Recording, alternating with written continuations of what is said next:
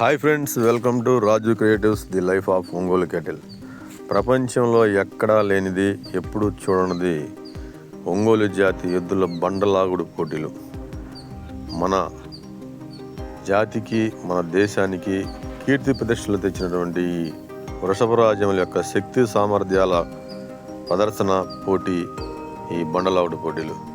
ప్రపంచంలో మరి ఎక్కడ, ఏ ప్రాంతంలో చూడలేనటువంటి ఒక అద్భుతమైన గ్రామీణ క్రీడ ఇది. మన తెలుగు గ్రామీణ నేపథ్యంలో తెలుగు నేలపైన పుట్టి పెరిగిన ఈ ఒంగోలు జాతి వృషభరాజములు మన జాతికి, మన దేశానికి ప్రపంచవ్యాప్తంగా కీర్తి ప్రతిష్టలు ఆర్జించి పెట్టాయి. మన తాత ముత్తాతల కాలంలో ప్రతి కుటుంబంలో రక్త సంబంధీకుల్లా వారి యొక్క జీవన ప్రయాణంలో పెనవేసుకుపోయి విడదీరాని బంధం కలిగిన మన ఈ ఎద్దులు ఇప్పుడు అంతరించిపోయే స్థితికి వచ్చాయి. రైతు కుటుంబంలో ప్రతి సమయంలో రైతుకు ఆపద వచ్చిన ప్రతిసారి కూడా వెన్నుదన్నుగా నిలిచి ఆదుకున్నటువంటి ఒకే ఒక్క మూగజీవి వృషభరాజము. ఆవులు, ఎద్దులు ప్రతి కుటుంబంలో మమేకమైపోయి ఆ కుటుంబంతో కలిసిపోయి వారి యొక్క జీవన ప్రయాణంలో విడదీరాని బంధంగా నిలబడినవి ఈ యొక్క వృషభరాజములు, ఈ యొక్క ఆవులు, ఎద్దులు. వీటి ఆలనా పాలన చూసే రైతు ఒక పూట కనిపించకపోతేనే మేత మేయలేవు, నీరు త్రాగలేవు. అంతటి ప్రేమ జీవులు ఈ వృషభరాజములు.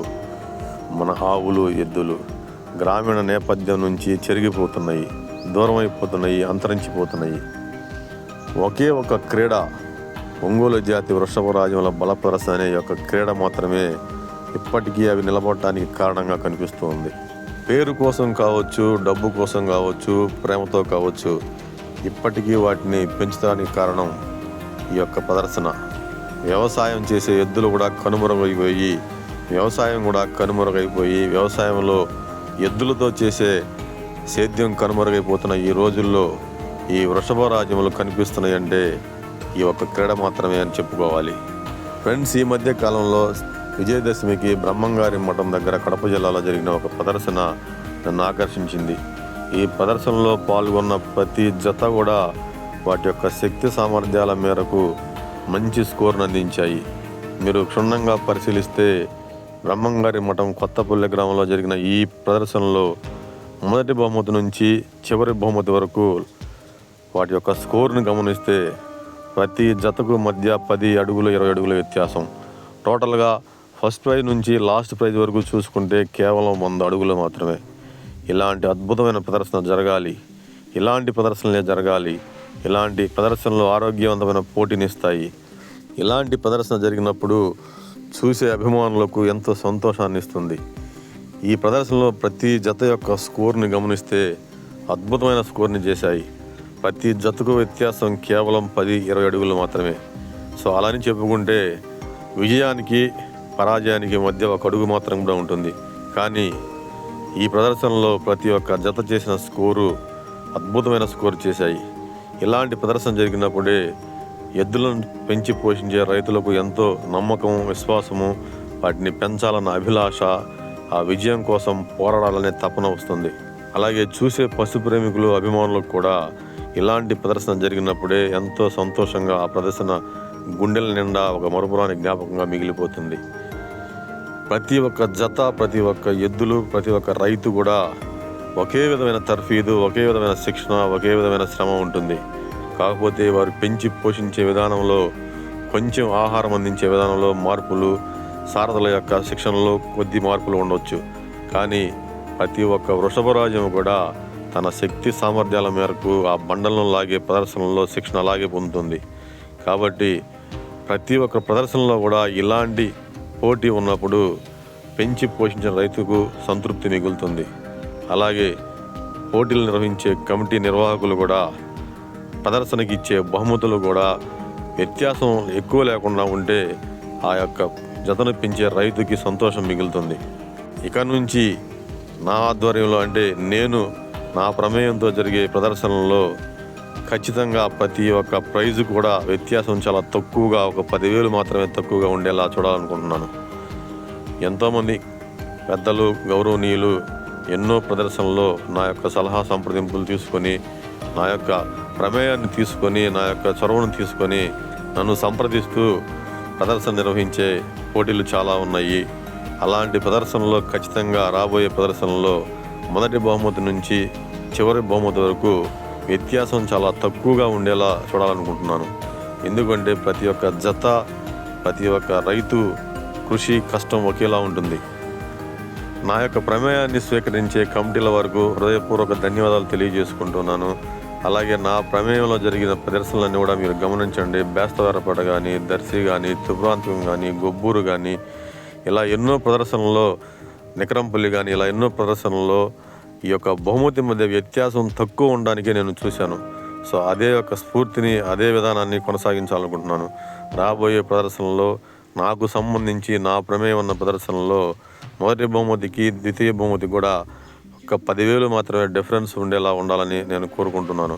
అలాగే కమిటీలు, రైతు పెద్దలు, ఒంగోలు జాతి పశుపోషకులు, ప్రముఖులు కూడా నా యొక్క విన్నపాన్ని స్వీకరించి బహుమతి మధ్య వ్యత్యాసం తక్కువ ఉండేలా చూస్తారని కోరుకుంటున్నాను. ఎందుకంటే ప్రతి జత అదే విధమైన శిక్షణ పొందుతుంది.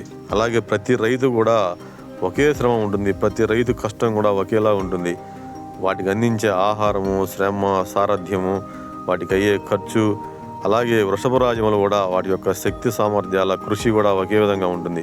కాబట్టి బహుమతి ఇచ్చే కమిటీలు దయచేసి ఈ యొక్క ప్రైజుల మధ్య వ్యత్యాసాన్ని తగ్గించి చూడాలని నేను కోరుకుంటున్నాను. నా విన్నపాన్ని గమనిస్తారని కోరుకుంటూ ఉన్నాను.